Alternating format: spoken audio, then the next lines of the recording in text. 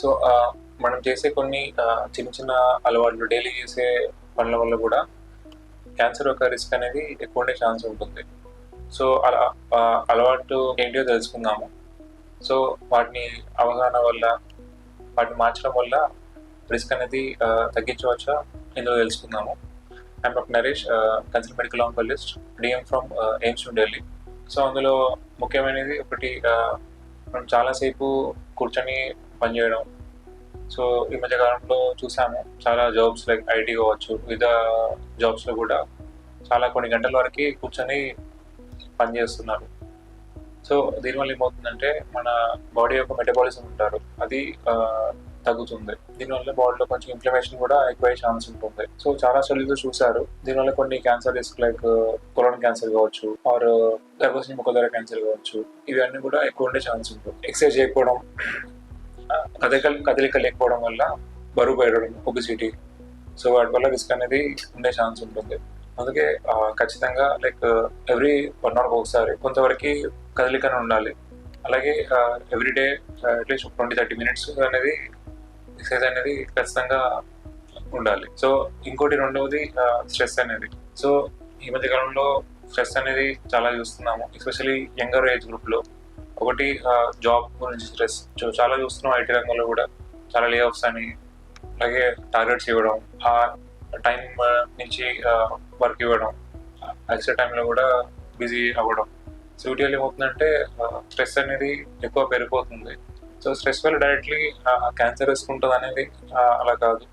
Stress వల్ల ఏమవుతుందంటే కొన్ని అన్హెల్తీ హ్యాబిట్స్ లైక్ స్మోకింగ్ అవ్వచ్చు, ఆల్కహాల్ అవ్వచ్చు, అలాగే ఫుడ్ హ్యాబిట్స్ కావచ్చు, ఎక్కువ తీసుకోవడం, అందులో ఫ్యాట్స్ కావచ్చు, జంక్ ఫుడ్.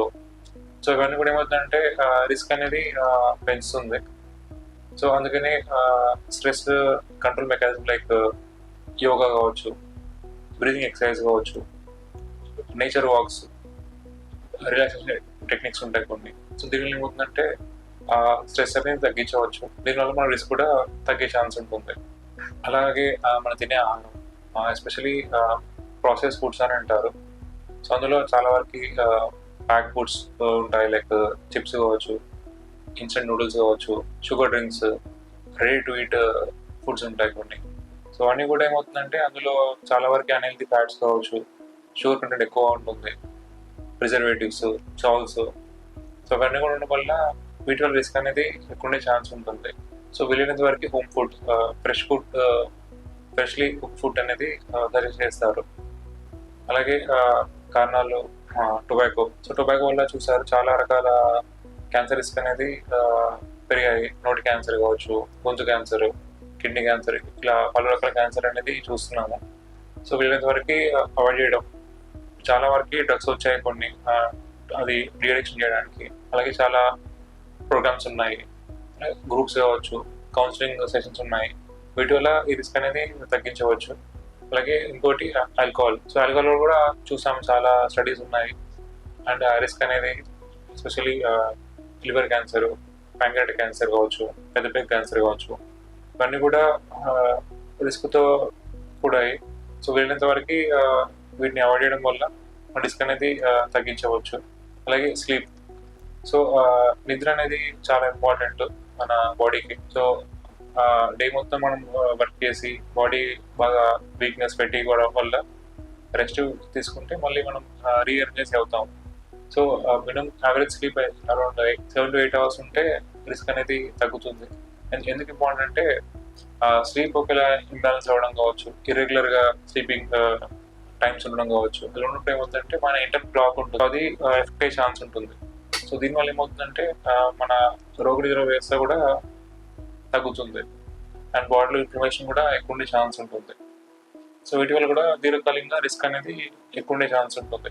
అందుకని వీకెండ్స్లో కూడా వీలైనంత వరకు మీరు same time like same time అనేది మెయింటైన్ చేయాల్సి వస్తుంది. దీనివల్ల ఇంటర్నల్ క్లాక్ కూడా బెటర్ అవుతుంది. సో టు కంక్లూడ్, సో ఇవన్నీ కూడా చాలా చిన్న చిన్న స్టెప్స్, కాకపోతే లాంగ్ టర్మ్లో దీర్ఘకాలికంగా రిస్క్ అనేది యాడ్ అవుతూ ఉంటుంది. సో ఈ కొన్ని చిన్న మార్పుల వల్ల మనం చాలా పెద్ద రిస్క్ అనేది తగ్గించవచ్చు. సో క్యాన్సర్ అనేది ఓవర్నైట్ వచ్చేది కాదు. ఇవన్నీ కూడా లాంగ్ టర్మ్ దీర్ఘకాలికంగా యాక్ట్ చేయడం వల్ల ఉంటుంది. సో చాలా మంది ఫ్యామిలీ హిస్టరీ ఆర్ మాకు అంత ఫేట్ బాగాలేదు అన్ని కారణాలు ఉంటాయి. బట్ ఆల్మోస్ట్ 30% క్యాన్సర్స్ అనేది మనం నివారించవచ్చు ఈ సింపుల్ పద్ధతుల వల్ల. Thank you.